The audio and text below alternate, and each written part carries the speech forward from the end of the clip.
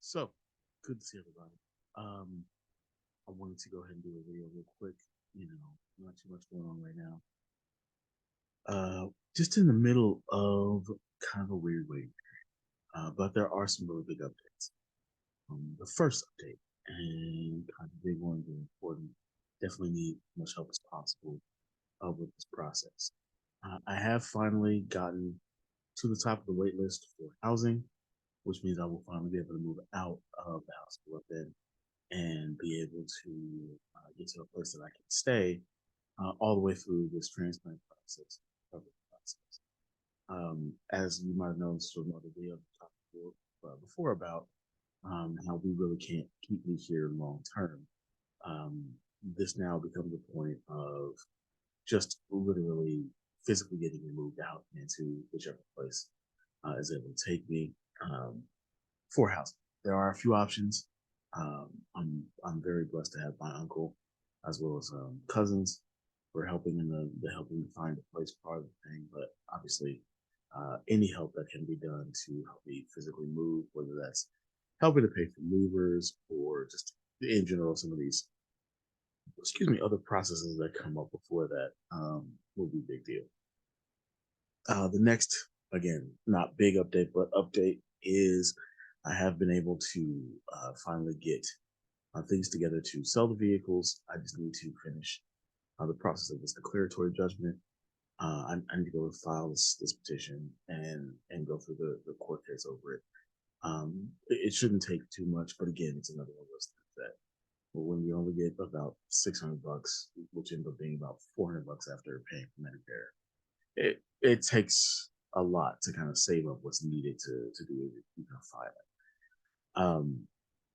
The other thing that is going right now, of course, is the big one, and we have a successful revision to my fistula over here, so I've no longer had any issue with it, but um, I can't start using it for another basically a couple weeks. The 15th is when I'm going to be able to get stitches out and I'll be able to start trying to use it as opposed to using the chest catheter that's in my chest currently. And when they are satisfied that they can use it consistently, then this chest catheter will come out. The 15th is a big day. You probably heard that date before already, and that of course is the evaluation day. So I'll be going into St. Luke's on the 15th of November, and that is when I will be doing a full eval with the team. We're gonna kind of hash out the timetable. We already know I need to do a colonoscopy, but we're gonna kind of hammer out what else needs to be done, if anything. There may not be anything else to do besides just waiting. Um, but I haven't talked to you all that have said that you are uh, at least interested in potentially being a donor for my kidney needs. I of course haven't talked too much about the timetable for that part of the transplant, just getting us to that point. But we are now at the point where after the 15th, we'll kind of know what's going to go on. That oh, sorry, I am perpetually tired, which I'll get to in a second. That date will get rid of, like I said, the stitches in my fistula, on top of my fistula. We'll do the evaluation by the transplant team, and like I said, hammer out a schedule, but also just see what other possible things need to be gotten done and taken care of before we're really at a viable point. Um, that is a lot of hurry up and wait, and obviously this entire process has been a lot of hurry up and wait. Um, I don't need to tell you all that this has become very burdensome financially. Basically, we're trying to get the cars taken care of just so that I can sell them and add some additional funds so that it doesn't require as much help from folks like you all that have been nice enough to contribute to this point.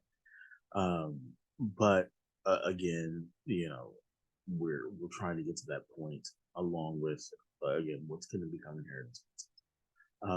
We are hoping that that scheduling on the 15th after we've had the evaluation will lead to a fairly quick transplant process.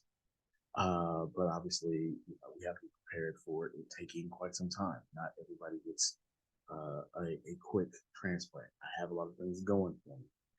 I am a lot younger than most people that get transplants. Um, because of the bariatric surgery, I'm in a lot better health than a lot of people that are getting transplants. And of course, the big thing besides the weight loss and again, my age is that I have been extremely proactive from the beginning about trying to push this process forward. Um, we have a care team. I'm not going to, kind of make them get on video or anything for you all, but uh, my god sisters, Melina and Tammy, my cousins, Simon and Bruce, as well, of course, my uncle, Stephen Brown, and a couple of my friends here in Kansas City. I've comprised the entirety of my healthcare support team, as we call them, as the hospital that we call it. And so that support team will be handling all of the physically going to appointments with me, having backups information, and things of that nature. The additional members of that team, of course, outside of Kansas City, you all know my friend Garrett Tyler Smith, and he will be one of the other members that's not in town, but will be helping out as well. Everybody, I will let them talk about how involved they are going to end up being, but it is very helpful to have people who have committed to doing stuff. So because there is a team of folks, it's a lot easier to say, hey, I need one thing or another, without anybody being too taxed on literally everything. One of the things that I talked about with the intake folks, as well as with the folks at St. Luke's already spoken with, was that I was really concerned that they were asking for the same person to be at every single thing. I said, well, if you've got a team of people, that's fine, but you need to make sure someone is there for it. And so that's what we decided to do. Just there are financial concerns that some folks are handling. There are logistical stuff that other people are handling. There are things like the rehab portion of things after the transplant is over that other folks are doing. This is really kind of everybody pitching in one way or another, one thing or another in this process. With all of that said, um, like I said, we're just at a we're very stretched thin right now. I need to be out of here, if at all possible, by the end of this month, and that would allow for a lot of financial burden to go away.